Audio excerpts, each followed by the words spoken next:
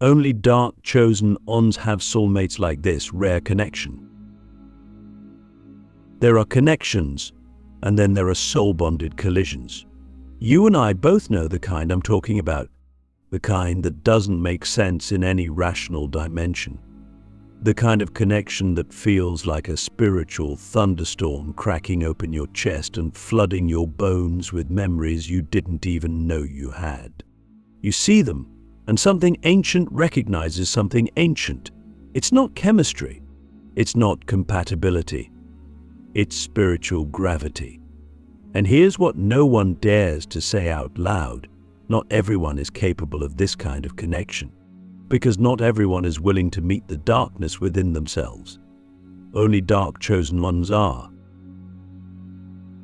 Now, before we go further, let me ask you something. Have you ever felt that your very presence repels the average person but magnetizes something rare? Have you ever sensed that your love isn't soft, it's initiatory, destructive, sacred, and uncontainable? If you have, you're not alone. That's not just emotional intensity. That's spiritual design. You are encoded to meet someone who doesn't just love your light but is initiated by your shadows. And in this dimension of reality, that kind of soulmate is not romantic fluff. It's spiritual warfare dressed as intimacy. Click subscribe to this channel to get more profound spiritual lesson. This isn't about fairy tale soulmates. This is about soul contracts, forged before birth, sealed in the unseen realms, bound by purpose. Most people spend their lives searching for someone who completes them. But dark chosen ones aren't looking for completion.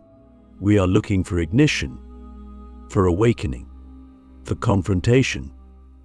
And the one who is meant for us doesn't soothe our wounds, they expose them. They don't save us, they summon the monster and the God inside of us at the same time. That's the rare connection we're talking about here. I want you to consider this. The dark chosen one carries within them a vibration so ancient, so unyielding, that it automatically filters out 99% of people. This isn't because we're better, it's because our blueprint is wired for something deeper. Deeper love, deeper transformation, deeper pain, deeper power. And if you've walked through the valley of despair, if you've danced with your own demons in silence, if you felt your heart freeze just to learn how to set it on fire again, then you know the one who's meant for you isn't normal. They will arrive cloaked in familiarity, but it won't feel comfortable. No, it will feel inevitable. Terrifying.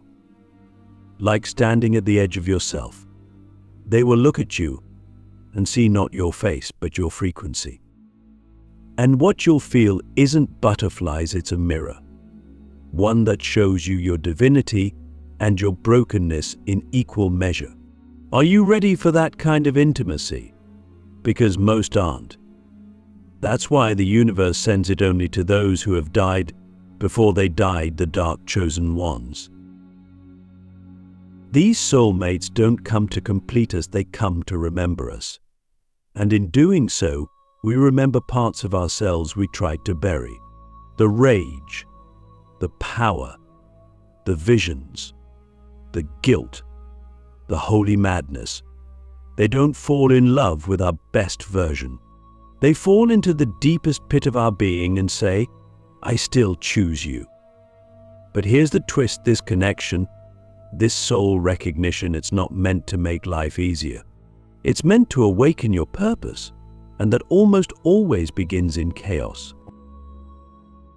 Sometimes the very moment you meet them, your life starts to fall apart. Jobs disappear. Friends ghost you. Your body feels like it's burning from the inside. You question your sanity. That's the vibration shift. That's your soul shedding every false identity you've worn to survive. That's your old self dying so your true self can step forward. Most people run from this, but we endure it because we were born to. Let me ask you another question. What if the person who triggers you the most is your soulmate?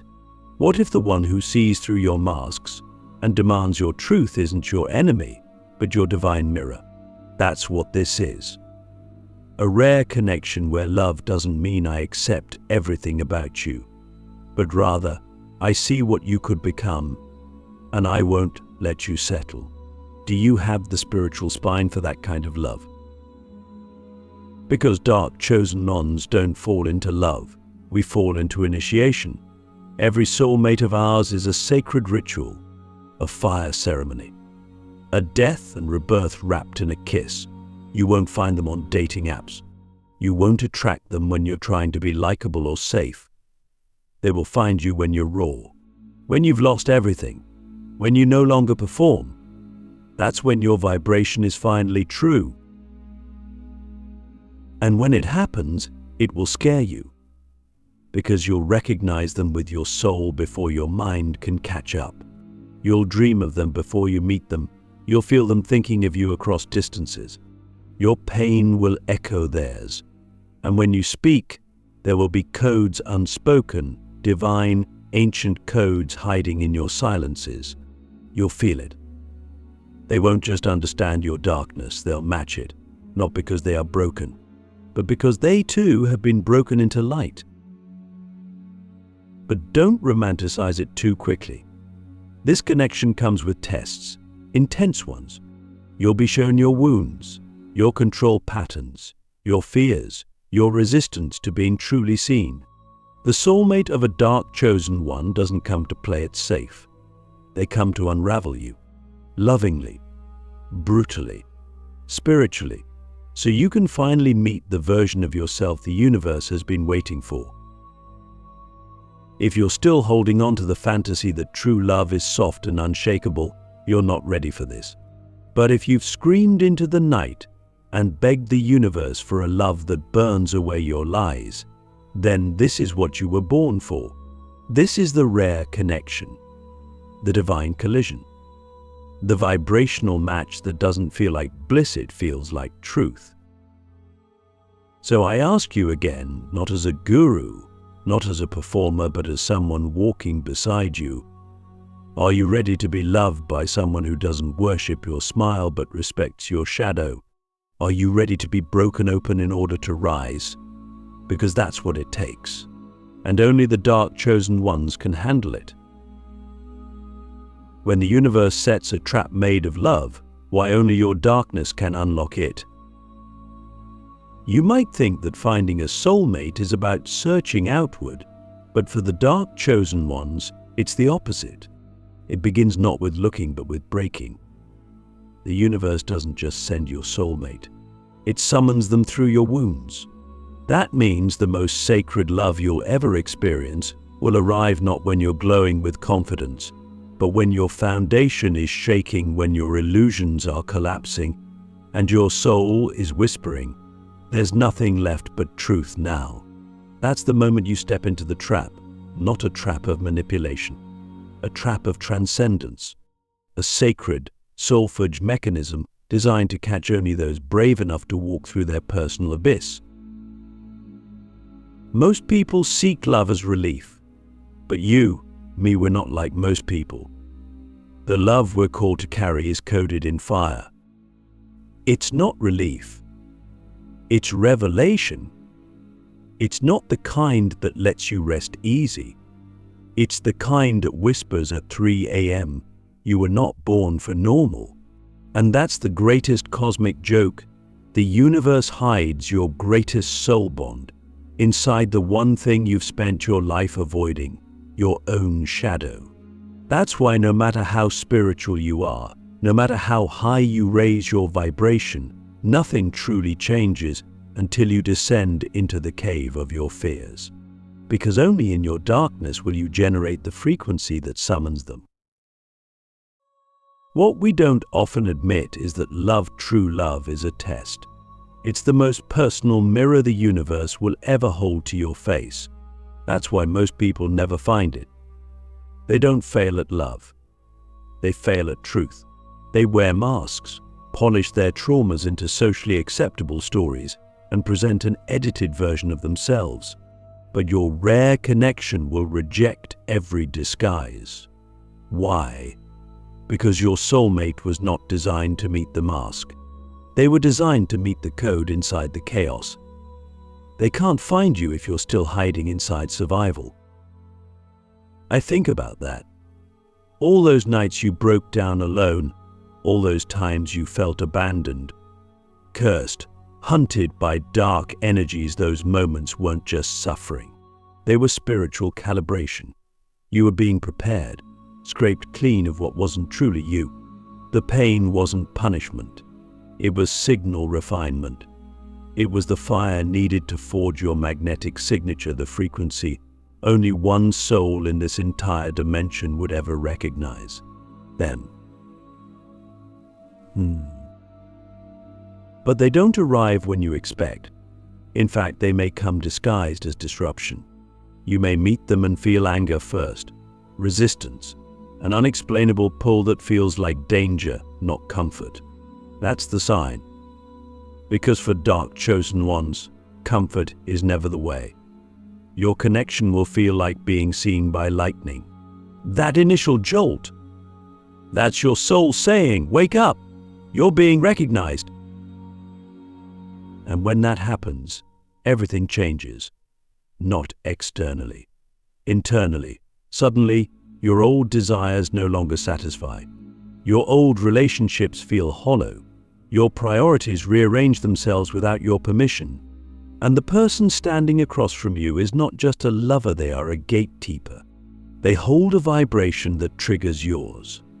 Their presence alone begins the activation of memories buried deep in your cellular code. You'll start dreaming more, feeling more, breaking more, healing more. And they'll do the same. Because they're not perfect either. They're not your savior. They are as shadow-touched as you. That's the beauty. You don't love each other in spite of the darkness, you love through it. You speak in the language of scars. You touch each other not just with hands, but with awareness. You don't say "I love you" to feel safe. You say it to burn down the lie of separation. And here's the mystery: this connection, as powerful as it is, might not be forever. It might not be a marriage. It might not even be something the world would call love. But to your soul, it's unforgettable. Because even if you part, even if you walk divergent paths, their imprint remains in your field forever. Why? Because they didn't come to complete your story. They came to reignite your essence. So, ask yourself right now, if the universe is waiting to send you this connection, but only when you fully embody your shadow, what are you still hiding from? What lie about yourself are you still protecting? Because that lie is the lock and your truth is the key. And only when the key turns will the trap spring open and your soulmate step through it. Why your soulmate is not your healer but your trigger to ascend. We live in a world that sells the soulmate as a healer. The one who holds your hand, wipes away your tears, kisses your wounds, and tells you it will all be okay. But for dark chosen ones, the truth is far more raw and sacred. Your soulmate is not your bandage. They are the blade. They are not the one who rescues you, they are the one who reveals you. And their arrival in your life won't just heal you, it will destroy everything that isn't authentic in you. Not because they don't love you, but because they love the real you. And they are divinely designed to trigger the version of you that has been buried under fear, ego, pride, shame, and roles you never chose. You don't ascend because someone held you and whispered pretty affirmations. You ascend because someone looked into the very abyss of your being and did not flinch. They saw you, truly saw you, and didn't try to fix you. They activated you. That's the key difference. The soulmate of a dark chosen one doesn't treat your pain like a problem. They see it as a portal. And every argument, every silence, every electric exchange isn't just emotional friction, it's spiritual friction. The grinding of souls pushing against old timelines, trying to unlock a dimension only you two together can reach. This is where it gets real. The soulmate who is meant for you isn't intimidated by your trauma. They won't be scared off by your complexity. Why? Because they've met their own shadows too. They've made peace with the monster inside their own heart. That's what makes you compatible, not your hobbies or tastes, but your capacity to look pain in the eye and not blink. You connect not because it's easy, but because it's earned. That level of spiritual connection is not for those still pretending.